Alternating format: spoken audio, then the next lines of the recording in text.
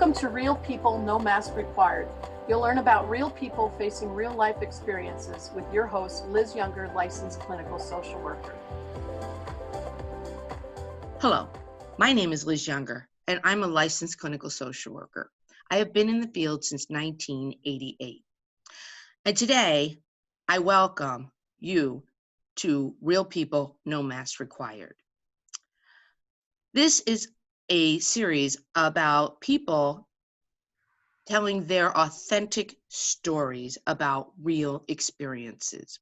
And today, it is my pleasure to introduce Doug Fay. For those of you who may not have seen Doug Fay in the headlines, he was diagnosed with COVID-19 and was hospitalized for 65 days. And correct me if I'm wrong, Doug, you were 12 days on the ventilator, is that correct? That's correct. So I would like, and I hope you will be okay with this, if you could kind of walk us back a little bit about what happened when you were first starting to feel symptoms. For me, what happened is the coronavirus was just starting to hit the news like in March, and I was somebody who, like so many people, was thinking, if it comes, it comes. I'm in good shape. I'll just get the flu for a couple of days. I had too many pounds on. I thought, I'll lose a little bit of weight. And on a scale from 1 to 10 in terms of my fear factor, I was at a 2. So that's part of the story here, is the lack of respect for this virus. It's something to really be worried about. In the meanwhile, I had a business. I'm going to give a little shout out to my shirt here. That's our logo. It's the Heist Chauffeur Service. And about that same time in mid-March, I had, I'm guesstimating like 65 drives coming up in the third week. Every one was canceled. So my business went to hell in a handbasket. So I decided to redo this house. And if you look in the background, new painted walls and a new couch. And I decided to redo it. And while I was redoing it,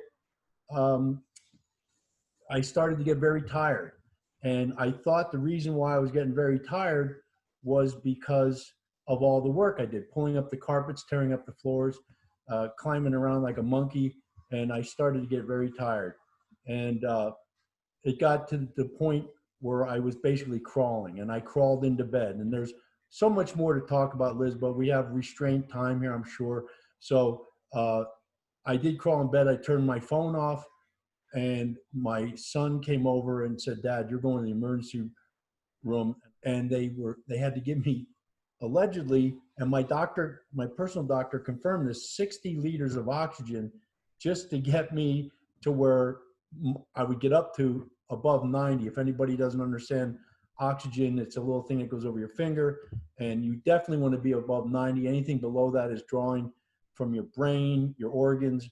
And so, when I arrived, I was already in very, very serious trouble. I had waited too long. So that's how the whole thing started. I was in the hospital, the emergency room took me in, and that's where the party began. So when you were told that you were going to be put on the 60 liters of oxygen, and you were also told that your oxygen levels were so low, what were you thinking about? Like, what was happening for you? Well, that's the beauty of it, Liz. I wasn't told. And that's the beauty of the Lehigh Valley Health Network and the professionals. When I went in there, my life was put into their control. Nobody said anything to me. There was no, "Hey, Doug, here's where you are." I just felt like I was ushered into different rooms. Things were done to me, very professional. And I was just a recipient of what they were doing. I did not know about that 60 liters until probably today. What's today's date? The 1st of July. I didn't know about that until maybe after I got home on June 5th. So I had heard that, well, actually from my doctor. With my personal physician appointment was on June 15th. And I looked at him and I said, "Hey, Doc, they said that, it was 60 liters. Now I know I was on 60. He goes, no, Doug. He goes, you were in a real bad way. So you were put on the 60 liters of oxygen, and then you were taken up to the ICU? No, I didn't start in the ICU. And this is kind of feeding in to the very beginning of kind of, I think, some of the things that is important to us, where the mental part came in, where I started to get into a period where I was starting to get out of my control zone. I was very, very uncomfortable. Sleep deprivation started to kick in, and nursing staff was all over me because, like a naughty little boy, as soon as they'd leave the room, I'd rotate and get on my back, and that way I could breathe. And then in a matter of minutes, someone would come through the door. Doug, what are you doing? And then I'd roll over my chest, which was extremely uncomfortable. And that is what I did for a very long period of time. And it was that battle, that sleep deprivation.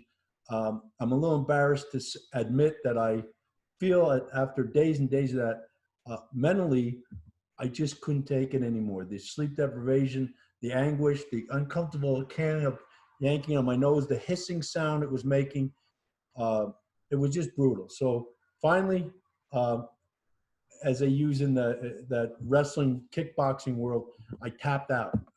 Someone came in and said, Doug, get on your chest.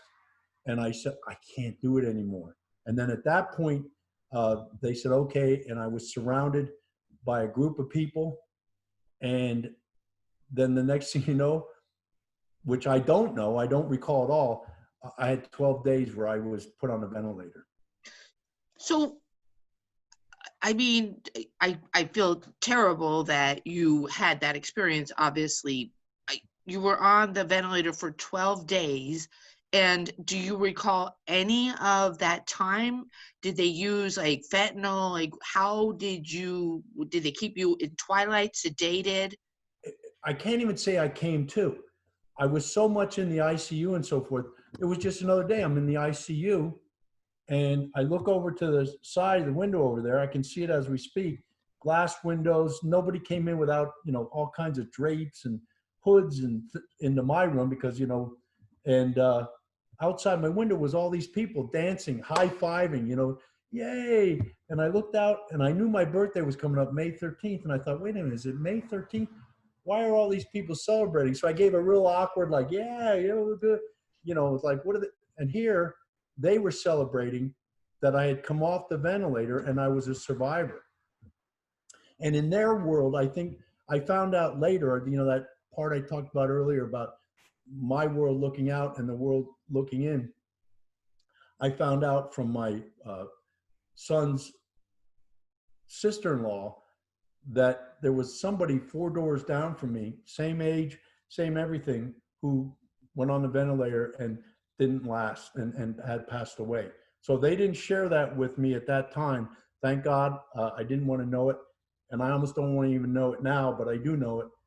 But at that time, all the staff knew what was going on with people passing away on ventilators and from this disease. And when I came out, they had been working with me for many days prior to me going on the ventilator when I was on the Opti flow and all that.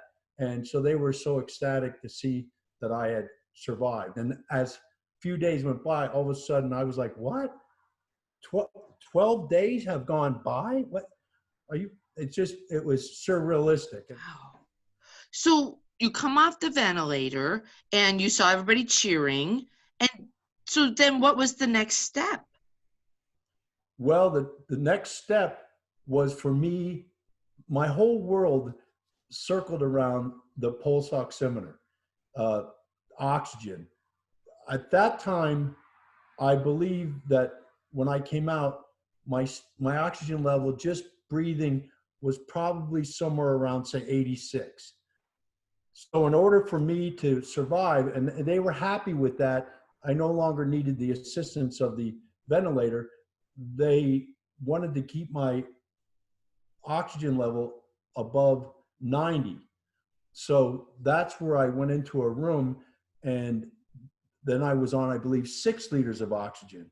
And at that time, they had an alarm set up so that when I dropped below 90, the alarm would go off. And for me to get that oxygen level to 90, Mm-hmm. I had to breathe like that. So if I didn't, if I got lazy and I was laying in my bed and I went like this, like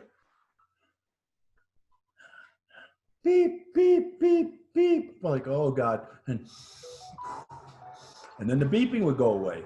And then I'd be like, okay, the beeping went away. And I'd start to like fade off again. And I was beep, beep, beep. So that was like through the night. It was just this constant battle to keep my oxygen level up above 90. And that was very, very stressful. At any time, did you feel any fear? You know, that's a great question, Liz. I don't know that I've ever addressed it. I don't know if I've felt fear.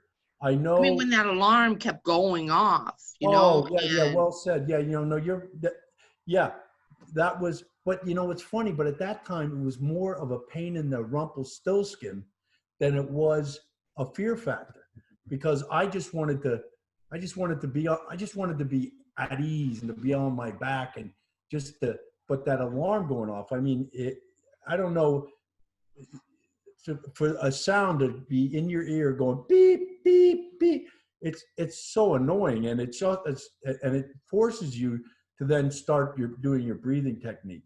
So as far as fear is concerned, I don't know that I ever was like so scared. I was just knew it's something I had to do, and it was kind of an annoyance, you know. from beginning, you know, on, there was like so many transitions that seemed so severe almost. One minute you're going into the hospital, you're on 60 liters of oxygen. I forget what that other device was called, and then you end up on a bed. An Yeah. upper flow pump. And, you know, you were frustrated because you didn't want to lay on your stomach. And then, you know, it was like, I don't want to be this uncomfortable, and I don't care what happens kind of sense I got from you. Like, I'm just willing to throw it all in if I have to be this uncomfortable. And then, of course, the oxygen kept being an issue. And I just didn't know if in any of that you felt any sort of like, I could like die here. Did you ever feel like that? You know, again, great questions. You're drawing out of me some, I feel like I want to chime in and say I did, but it was so caught up in the moment that I don't know that I had full respect to how bad I was. You know, it was because up until that point, and I think I kind of wrote a little bit of a diary thing. And I think up at that time I had full kind of control over myself to a certain extent. And so it wasn't like I was gasping for air. I think if I was like, I would have been scared, but it wasn't that way. You know, you can be down at 79, because I've dropped to 79, and still be totally normal. So it wasn't like I was gasping for air. But then things changed because there was some good news, and I got transferred up to the third floor, and my family was ecstatic, and that was a great move. I had all these pictures that were set up that were, you know, I know with James Supra and listening about coping things, and I know that when I saw those pictures, when I came out of the being on the ventilator, to see that whole setup of my granddaughters and my family and so forth, that was very comforting to me. And then when they moved me up to the third floor, it was this grand caravan, like gypsy packing up. They put me on a special bed to kind of go upstairs, and all these pictures were on top of me. And I think that's where things got really started to change, where it became more painful for me, because I went up to the third floor and I was only there for a short time. And meanwhile, the outside looking in, my family was ecstatic. Hey, Dad, or Doug is getting transferred out of the ICU. You know, oh, good. You know, he made it through the whole 12 days. I think everybody was on, you know, edge with that and scared. I don't know all the details, but I think in a very short period of time, something happened. I think maybe my right lung collapsed or something happened up there. And the next thing you know, I'm being reshuffled emergency style down to the back to the ICU. And you know, the pain hadn't even dried for my family when all of a sudden the doctors reached out to my son Michael. He was the one who took me to the emergency room, so he was the one who kind of got to be the lead contact. All three of my boys were fantastic. None of them any better than the other one, but Mikey, since he brought me in, was the lead contact, and they phoned him and they said, "Hey, your dad has taken a real bad turn for the worst here." And there were some things that they shared with him that later on, when finally somebody could visit me, when my son Michael came in, he shared with me some of the stuff that they said to him at that point. And it turned out to be a conference call with his brothers to say, "Hey, you know, this is really scary. Dad's in a lot of trouble right now." So for me, I don't even remember. I do remember everything being, again, my little gypsy world, being tossed on the bed and me being ushered back down to the ICU.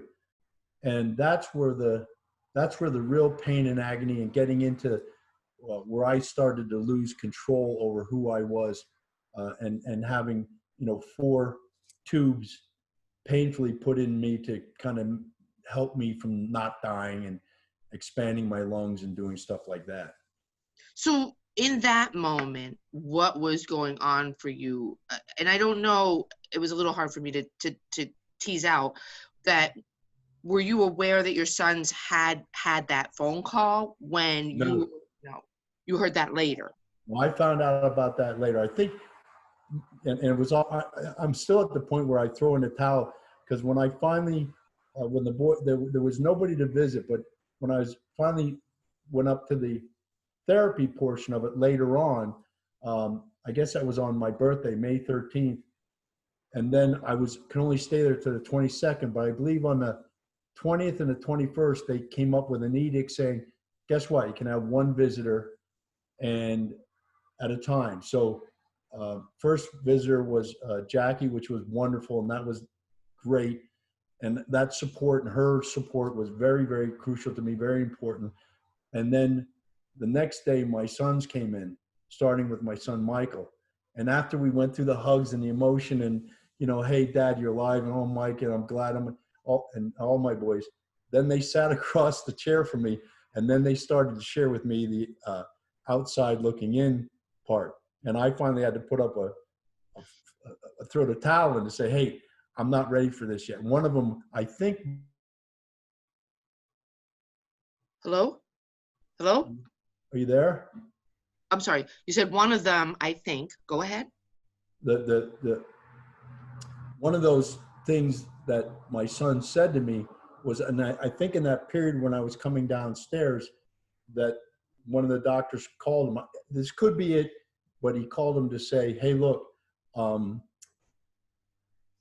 your dad's in a bad way, and he may not make it, and we're thinking about tracheing him," which, you know, a tracheotomy that's a game changer for the rest of your life. You know, you may lose some of your vocal, whatever. It's a scary thing. And they told him that they were thinking about tracheing me, but then again, why trach somebody when they may be passing away in the next 24 hours? What in that moment made you uncomfortable hearing that? Well, because some of the fear, like originally when you asked me, was I scared up front? And I told you no, because maybe I was just naive, you know. But now that being naive is kind of slipping away, and now the harsh reality of what was happening to me, that even the medical staff was not sharing with me, that they were sharing with my immediate family. Now that feedback is coming to me, and, you know, like, oh my God, I was on a ventilator for 12 days. Are you kidding me? I didn't know that. Oh my God, they're going to trach me. There was a lot of different things that the boys, it was a roller coaster ride. And, you know, for me, I was on the roller coaster going, woo, in a way. Meanwhile, they're like, wow, that low, they were starting to share with me some of the lows. And that was frightening. I'm not going to lie to you. And it's still, to this point, is frightening. Like, I had a home care person come here afterwards, and she's going through my file, and she looks at it and she goes, "Oh boy, I see you had, I think it's called encephalitis." I'm there, what's that? She goes, that's a swelling of the brain. And that you had a pretty bad case of it, and you kind of got, I'm like, swelling of the brain. Are you kidding me? I don't know. What is that? That could be fatal in it. A lot of that's the outside coming into me, and pretty fearful to hear all this stuff. So how do you manage that fear, that your insight, either at the time you started to become aware of it and now? Well, at the time, it was a struggle, especially with the pain of the tubes and the sleepless nights, and I mean, it was a lot of agony. I was very blessed that I had those photos, that whole thing that was in the hospital room with me, because I would look over to that and I drew a lot of, I would see like my granddaughter, and I'd say, I got to make it through this. I got to make it through. I got to see her graduate, thinking about my sons, of like, we do a lot of things, outdoor things, backpacking, camping, to the shore. It's like, hey, I can't end this.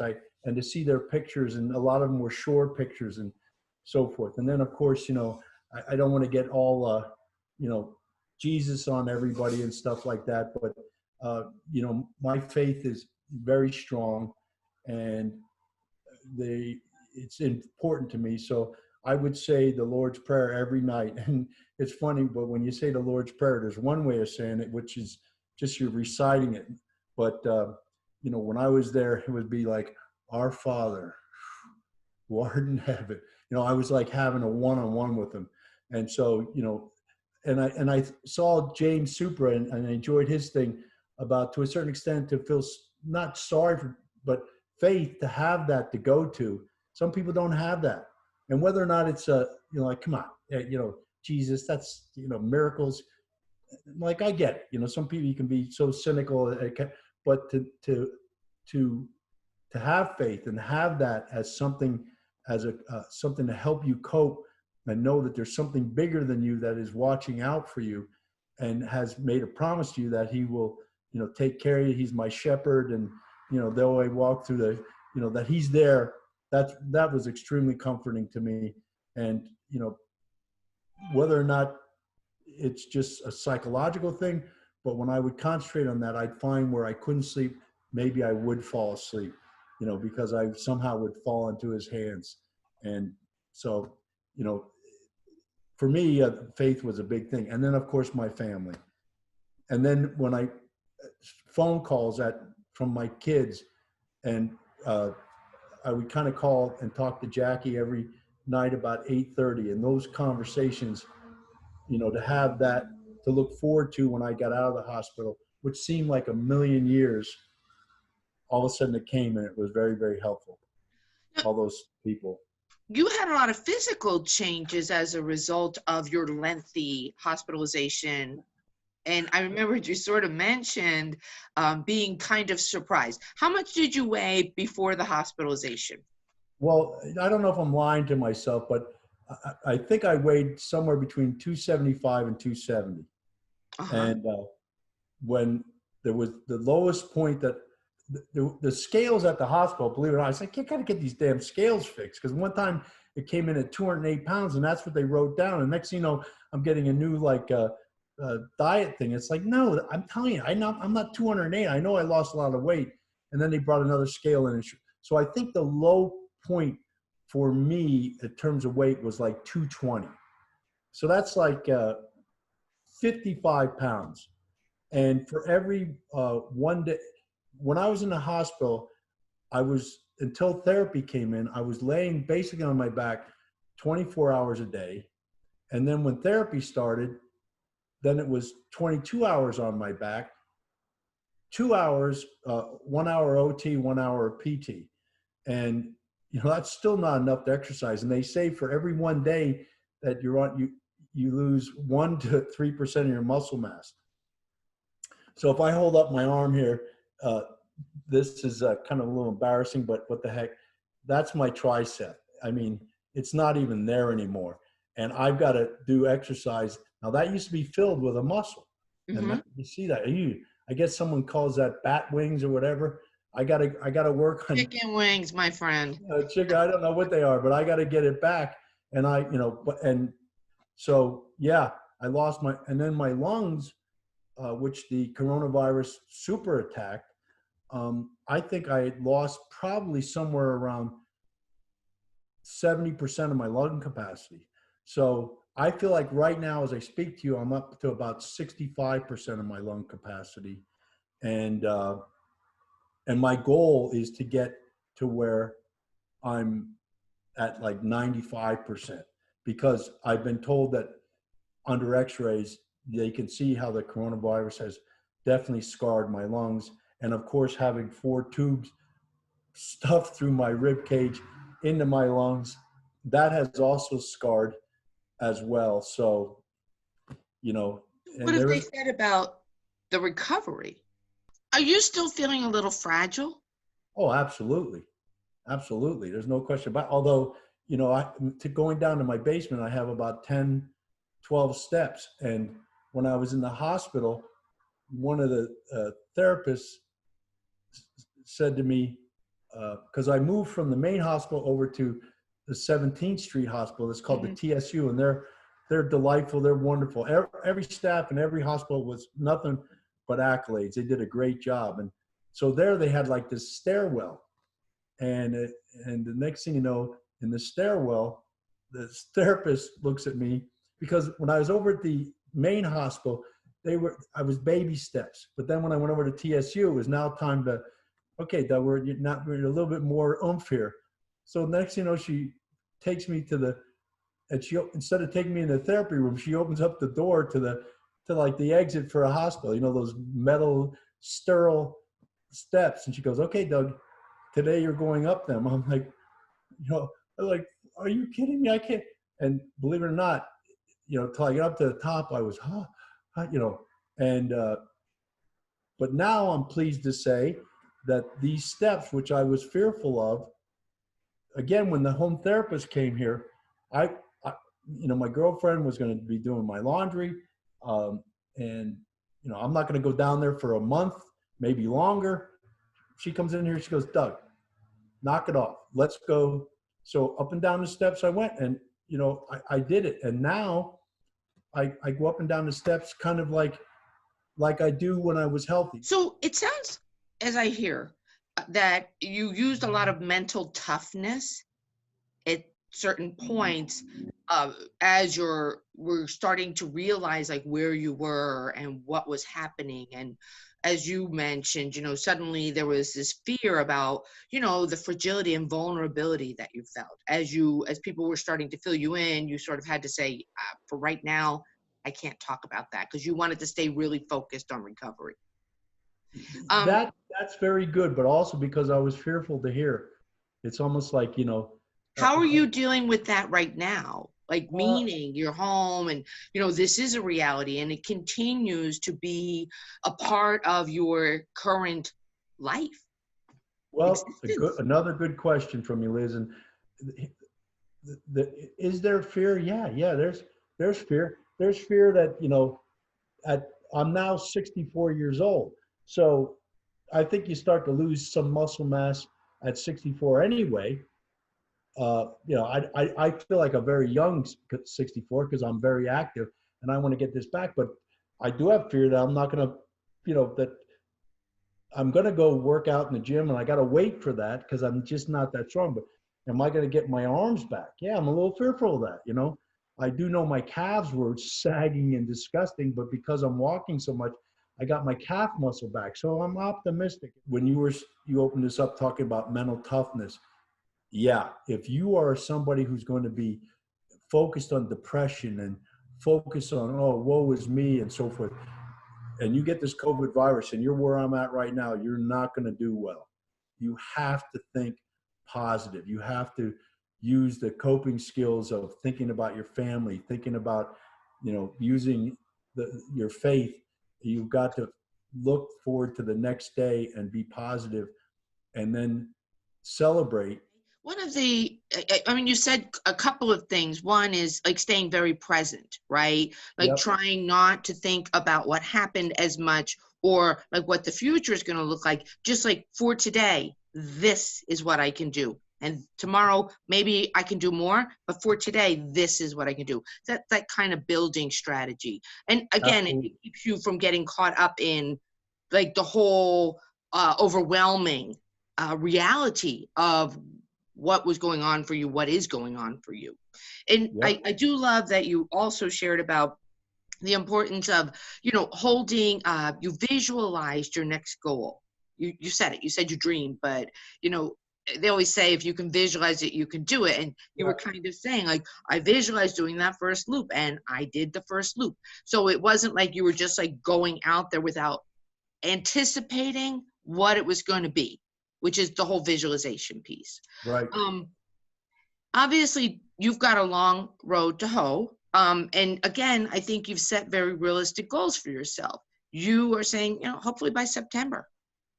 And Yep. you have the help of your family. You had a very big response from the Facebook community. And I guess, how did that help you? That's so humbling. That okay, again, when that was going on, I didn't know it. Now around my birthday, I did not know I didn't know what was going on the outside. That started to infiltrate eventually, and I do owe a great grandiose response to everybody, thanking everyone. But around my birthday, the the staff would come in with a stack of a stack of cards. Wow. And I read every one, and not one of them, Liz, was just a card with a signature. Everybody wrote a beautiful little note, something to the tune of, Doug, we're so thankful that your family, particularly your son Mike, is keeping us all posted on Facebook with what's going on. It seems like, you've made it through the worst part of the storm, and we wish you well, and looking forward to you getting together sometime on your return. I read every one. It was when you're in a hospital bed for 24 hours or 22 hours, and you have a tendency to be starved to figure out, what you're going to do. So whereas maybe if it was just cards coming to me on a normal birthday without this whole thing, I might have just glanced at it and, yeah, well, that's nice. But I read everyone heartfully, and boy, people taking time to write a heartfelt thing to me went right into my soul and made a huge difference. And, I'm so thankful for that whole community that really supported me and went out of their way. And when I returned, as you probably well know, I pulled up to the house. There was probably 50, 60 people in my front lawn, people driving by who were, could only drive by doing the honk thing. It was just so overwhelming. And I'm very blessed to have all the friends and family that I have. I mean, those things were critical. I would feel sorry for somebody who would be going through what I just went through and only having themselves and maybe one person around. I mean, that's sad. If I could just address what you just said, because I think people need to remember that it was the small gestures that really affected you and kept your motivation up. Absolutely. Those cards that people signed and did more than just sign, they put whatever sentiment in it. And you read each and every one, and it helped to build that interior motivation and energy to, again, make you want to succeed and get better. Yep. All those things came into play. It's funny, but my mother, I haven't even mentioned my mom. My mom was, she's 91 years old. She's got her master's in nursing. She's been a nurse her whole life, and she would call me, send me letters. I mean, it's funny, but it's now my turn to be taking care of her. Yet I'm still a mama's boy, and she took care of me. But I'm very blessed to still have her in my life. She was wonderful too, man. And those things are so critical. I do hear that one more thing happened when you arrived home, is that they basically finished the rest of your house for you. Yes. Yeah. Right now, if I would take it's not fair, but you know, if I point to the floor here, I bought all the flooring, and that was what I was supposed to be putting down. I don't know if I can point that back there. And when I got home, I was thinking, oh my God, I got hours of being on my knees. When am I going to do it? And I opened up the door, and all the flooring was laid down. And although we had made progress with painting the walls and so forth, and then the master bedroom, you know, I went in there, and it was sad what that was like as a bachelor, you know, and now there's a beautiful king size bed in there, and the flooring goes in there. So, you know, a lot was done. I heard the kitchen got done too. Yeah, the kitchen, if I went around the corner to show you that, it's, you know, everything got done, and it was beautiful. And when I walked through, you know, I was so overwhelmed, just absolutely gorgeous, you know. So to have that kind of support and family, That's huge. all my sons came down, the cabinets, Jackie and her daughter Stephanie tore all the ugly 1960 kitchen cabinets made of solid wood down, drug it all the way over to Stephanie's house. They sanded it, took all the lacquer off, painted it white, brought it back, put all new, you know, they're working till 4 or 5 o'clock in the morning. Get out. Alongside of my sons who were, you know, doing other stuff here, trying to get the house prepared for me. And, you know, wow, what a great network of friends and family I have. It was really a lot of community support that also seemed to give you a lot of strength. Yes. I was very fortunate there, and I hope, you know, I started to talk about my mom. And I used to, when I was younger, you know, I had some really blood brother buddies, and my mom was like, hey, all they do is make you drink and go out and do, you know, she kind of like, I don't know, she had a lot of friends, but it was almost to the point of like, friendship is something that I got to be careful what I say here, because you know, friendship was very important to my mom and stuff too. I but can't edit. It's real people, you know? Yeah. I guess the point of it is friendship is critical. It's in your lifetime. If you're a loner and you haven't established friendships and so forth, then when things like this hit, you're going to be lonely. And with me, without me even doing it or knowing it was done, I have a golf group of 20 guys, a backpacking group of another 25, a camping group of like 60 people, you know, just a lot of people that have been in my lifetime. And so when I got in trouble, those relationships that were important to me then and are now, those relationships came back tenfold to me when I was down and out. And that's, you know, if you're the type of person who, you know, say, I don't need friends or I don't want that, God bless you. But I'm so glad that I have established those relationships, and they played very critical in this whole situation for me. But it almost sounds like people who were acquaintances or may not have even known you reached out to cheer you on. There was, I through family, I have family on my, that they live in West Virginia. And I understand that somebody told me that I was the #1 prayer whatever thing in West Virginia. So, wow. You know, thanks for praying for me. And when I came back to the house, somebody introduced me to somebody who had put together a prayer group here in the Lehigh Valley that was praying for me. And you know, I just looked at him, I said, thank you. You know, how do you acknowledge prayer? Well, I'm acknowledging it, telling you thank you so much. So I think I have 2 more questions. And I guess the first one, and it's going to sound like an odd question, but I guess I would just like you to reflect on it. And in spite of where the COVID treatment was, you survived. And you're sort of the exception. As you said, you're the Daniel Boone of this, okay? They didn't expect the outcome that they got from you, but they got it. And now they're watching you, right? And they're following up pretty closely because they don't know where this is going to go next for you. Is that correct? Yes. Well, I don't know that. I'm just waiting for some phone calls to come, because I just, nobody has said to me, hey, Doug, I want you to report in and so forth and so on. So you don't have any more follow-up doctor appointments? No, nothing as far as the hospital is concerned. With my family physician, absolutely. Okay. but with them, but I do feel like someone's going to be reaching out to me pretty soon. One of my friends is here, and I have something going on here shortly, so I got, but yeah, that, So the real question for me is, when you've come to a situation like this, which almost seems impossible, if not insurmountable, but you survive it, right? You were, and this sounds a little ominous, but you know, you were spared for a reason. So have you thought about what you can do with this kind of newfound,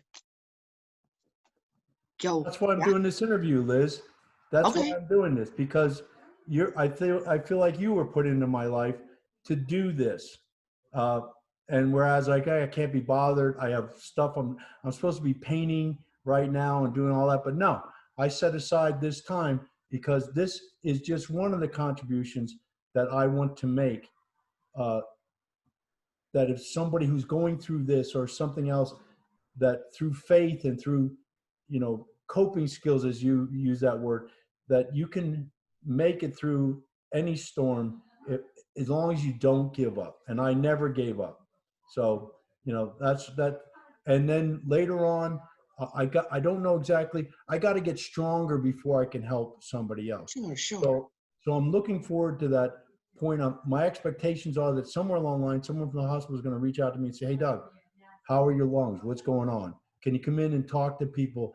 Can you get, you can't go into the hospital now under COVID things anyway. So even if I wanted to go in and go up and down the hallway and look in a room and say, hey, you can do it, I can't do that. They won't let me do it. But would I be willing to do that? Yes, absolutely. But in the meanwhile, Liz Younger's blog, I'm excited about this, and I hope it means something to somebody and inspires them. Your final words about your experience, what would you like to say? Well, I'd like to say that the COVID, right now we're going green, and people think that green means it's gone, and it's not gone. It's here, it's real. And so green just means the things that we were doing work. And I just want to say, those people who maybe think that this is a big conspiracy thing, it's not real, and so forth, it is real. It can kill you. Yes, it's a roll of the dice how it affects you. My girlfriend got it, and she just had a couple, like 3 weeks of, a headache and so forth, but it was never death defying. And then if in fact it does come to you, Mm-hmm. that to fight to the bitter end, don't think anything but positive, and make sure that you every day, like therapy, when you do therapy, that's kind of, you're laying in a bed for 22 hours and someone comes and trying to get you out of the bed. Well, I would look forward to it, because I knew that that therapy was going to get me to where I am right now. If I just was like faking it or not, taking the big steps that they wanted me to take and going up and down the stairs and say, oh, do I have to do that? No, I came at it full bore. So when you're attacking something like this, you're in a fist fight. Don't put your hands behind your back. Mm-hmm. Give it your best shot. And that's what I did. And one thing before we close out, I got to give one more shout out to the people who supported me. One of the things that they did with a lot of the money that came in was we would send food, almost, and packaging and care packages and stuff to the staff, to thank them for keeping not only me alive, but everybody else alive. And I would be in my hospital bed, and nurses and staff members would come in and say, hey, Doug, thanks for the hoagies. Thanks for the soup. Thanks for the chicken salad. And I'd be like, I don't even know what you're talking about.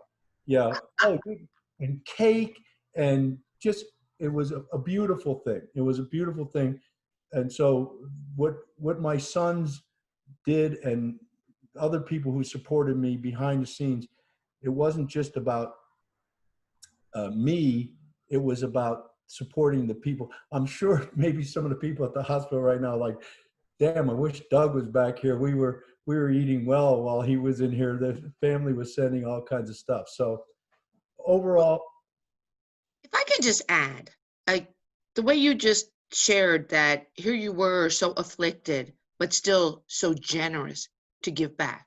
When honestly, like what did you have in that moment?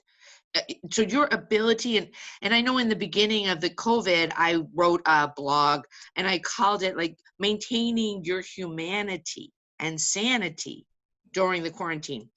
So I thought what you just said about that circle of like people giving to you and you giving whatever you could back is absolutely perfect. oh, good. I'm glad to hear that. And again, I can't take credit for that. I was just somebody who was going through it, and they people on the outside saw a bigger picture. They didn't just see me. It's like here's people trying to save our very near and dear family member, our very near and dear friend, and how do we say thank you to them? I'll tell you how we say thank you to them through their stomachs. And you know, when I left each department, they would go and deliver a beautiful cake. So when I left the ICU got a big beautiful cake. When I left the third floor and went to the therapy on the sixth floor, another big cake to everybody on the third floor. When I left the therapy, everybody there. And then, by the way, on the last day, they play a song when someone survives the COVID. I can't think of the name of the song. It's a neat song. I think it's a YouTube thing. They just play a little clip of it on when I was leaving on June 5th, when I was leaving and they rolled me out. I came out in the hallway and all the therapists and everybody was lined up. It made me think of that scene in Titanic at the end, when you know how the camera comes back down the water and it goes up and all of a sudden everybody's like slow motion clapping for you and saying, you know, when he came back and they hugged again, the two main characters, it was like slow motion. I looking at the people, just one section of the people that was probably hundreds that touched my life that were just clapping for me, but through them I felt the whole group. And what a wonderful, wonderful way to leave the hospital with them clapping, saying, congratulations, Doug, you made it through the storm. We fought for you and you've made us happy, because we don't have always this type of byproduct at the end. Sometimes we have to deal with death. Yes. So I really appreciate so much all of what you just shared. And Doug, thank you, thank you, thank you for being so honest about your experience. Certainly, and you know, I would say this to everyone, including you, if you felt a need to like, I don't know, make a phone call, absolutely. I do plan on following up with you. Particularly, I'm thinking like in a month, just trying to check in and see where you are a month from now and where your recovery's at. Yep. You know, it would probably be interesting that in a month from now and believe me, I'm not blogitis or trying to get, you know, all the, you know, attention, but for your listeners, it may be interesting to see the incremental increases, because a lot of people say, Doug, your voice, if you would have been interviewing me 6 weeks ago, it would have been like this, because my throat still wasn't right from a lot of the stuff that happened to me. So, you know, incremental, that's what it's all about. But I thank you, Liz, and I guess it's time for us to sign off. And, you know, I hope that somebody can grasp from this something that's helpful to them. Sure. And have them never give up and just continue to fight to get better. Great. Doug, again, I can't thank you enough. And hopefully somebody that wonders about COVID and you know, is fearful about their survival or just, you know, going through a rough period, they will understand about reaching out to those around them, or, you know, developing this mental toughness through faith, or the idea of setting goals for yourself and staying very present and not allowing your mind to kind of spin. So there, you have provided an invaluable service, and I hope that it comes back to you as it already has in spades. So, well, I want to give out. I want anything more, you know, for Father's Day that came, I said to my sons, I've been on a Father's Day since I got out of the hospital on June 5th. I don't want anything for Father's Day. I hear what you're saying. I don't want anything coming back to me. I've already been blessed and receiving tenfold. I'm now at the point, like you said, this blog, other things in the future, I want to give. I want to help people who are in the same thing. So Absolutely. Thank you, Doug. And thank everybody for tuning in to Real People, No Mask Required. This is Doug Fay. I'm Liz Younger. You have a great day. Thank you for listening to Real People, No Mask Required. Real stories, real life events, real people. For more information, visit lizyounger.com.